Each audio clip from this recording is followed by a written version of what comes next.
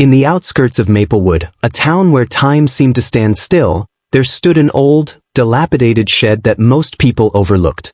Its weathered wooden walls, once painted a cheerful hue, had succumbed to the elements, leaving behind a peeling facade that inspired pity rather than curiosity. The locals often whispered about the woman who lived there, Amina, a figure shrouded in mystery and assumptions. They believed her to be poor and unhappy, a recluse hiding from the world. Amina was a quiet woman in her 30s, with deep brown skin and a serene demeanor that kept people at arm's length. She dressed simply in loose linen shirts and faded jeans, her hair often pulled back into a neat bun. Her trips into town were infrequent and purposeful: visits to the market, the post office, and the occasional stop at the second-hand shop. She spoke politely but briefly, her smile reserved for those who dared to engage her. The shed, with its sagging roof and crooked door, was a source of idle gossip. Some speculated that Amina couldn't afford better, while others whispered that she preferred solitude. A few even spun tales of her hiding from something sinister. Yet, no one truly knew her story, and Amina was content to keep it that way. Inside the shed, however, was a different world entirely. The moment one stepped through the crooked door, they would be enveloped in warmth and light. The scent of polished cedar and fresh coffee mingled in the air, creating an inviting atmosphere that contrasted sharply with the exterior. Amina had transformed the once bare structure into a cozy sanctuary filled with purpose and creativity. The living space was an open room, divided by changes in texture and color rather than walls. A sturdy wooden beam stretched across the ceiling, and beneath it lay a worn rug, its deep red and blue patterns softened by time. A low table, marked by years of use, sat in the center, surrounded by mismatched armchairs draped with hand-woven throws. To the left was a compact kitchen, where Amina had crafted countertops from reclaimed wood, and open shelves displayed rows of earthy mugs and jars of dried herbs. In the far corner, Amina's workshop came alive with the tools of her trade. A pottery wheel sat near a window, surrounded by unfinished vases and bowls, while a table held paints, brushes, and a small wooden box filled with sewing supplies. This was where Amina's hands worked their magic, transforming salvaged materials into art. Amina had spent years restoring the shed, sealing the roof, framing windows, and installing solar panels for electricity. She had collected rainwater in barrels, filtering it for use, and her furniture told stories of rescue and renewal. Each piece was a testament to her resourcefulness and creativity, chosen and cared for until they became part of the fabric of her home. Despite the beauty within, Amina maintained the shed's exterior in a state of disrepair. She let the weeds grow tall and the paint peel, allowing the world to believe what it wanted. This facade kept prying eyes at bay, allowing her to live freely without judgment. The townspeople saw only a crumbling structure, unaware of the vibrant life inside. One stormy afternoon, the weather took a turn for the worse.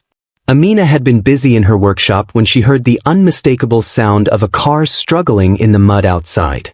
Curiosity piqued, she stepped out into the rain and saw a small vehicle stuck at the edge of her property. Two figures were inside, clearly frustrated and cold. Against her better judgment, Amina approached. "You're not going to get that out in this weather," she called over the wind. The driver, a man named Daniel, looked up, his expression a mix of relief and resignation. The woman beside him, Mara, stepped out, clutching her bag tightly. They followed Amina into the shed, their eyes widening as they took in the warmth and beauty of her home. As they settled in, Amina offered them tea, and they began to talk. Daniel and Mara shared their story of getting lost on their way to a nearby town, and Amina listened, her heart softening. The storm raged outside, but inside, a connection began to form. They asked her about her life, and for the first time, Amina found herself sharing her journey, the struggles, the triumphs, and the transformation of the shed. As she spoke, she saw their expressions shift from curiosity to admiration. They were captivated by her story, and Amina felt a sense of pride swell within her. This was not just a tale of hardship, it was one of resilience and creativity. She had built a life from the ground up, and now, for the first time, someone else could see it. The storm eventually subsided, and as Daniel and Mara prepared to leave, they expressed their gratitude. "You could do something with all of this," Daniel said, gesturing to her work. People would want to see it.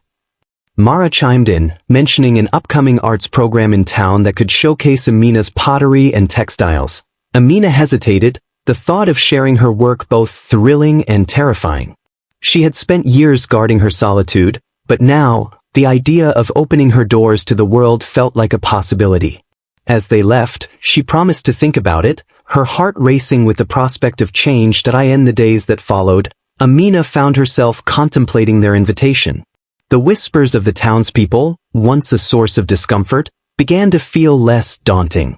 She realized that her work was not just for herself, it was a reflection of her journey, and perhaps it was time to share it. Finally, she made her decision. Amina gathered her best pieces, carefully packing them for the exhibit. The day of the opening arrived, and as she set up her table in the community hall, she felt a mix of excitement and anxiety. The hall buzzed with activity, and as people began to arrive, Amina stood back, watching them admire her work. To her surprise, the response was overwhelmingly positive. People marveled at the craftsmanship, asking questions and sharing their appreciation. Amina felt a warmth spread through her, a sense of belonging she hadn't anticipated. For the first time, she was not just the woman in the old shed, she was an artist, a creator, and her story was being celebrated. As the evening unfolded, Amina realized that the life she had built was not just a secret to be kept, it was a gift to be shared. The shed, once a symbol of isolation, had become a bridge connecting her to the community. And as she looked around at the faces of those who had come to see her work, she knew that she had finally found her place in the world. The storm had washed away more than just the dirt from the roads. It had cleared a path for Amina to step into the light. The old shed, with its peeling paint and sagging roof, was still there, but now it stood as a testament to her journey, a journey of resilience, creativity, and the quiet strength that comes from embracing one's true self. As the night drew to a close, Amina felt a sense of fulfillment she had never known before. She had opened her heart and her home, and in doing so, she had discovered that the world outside could be just as beautiful as the life she had built within.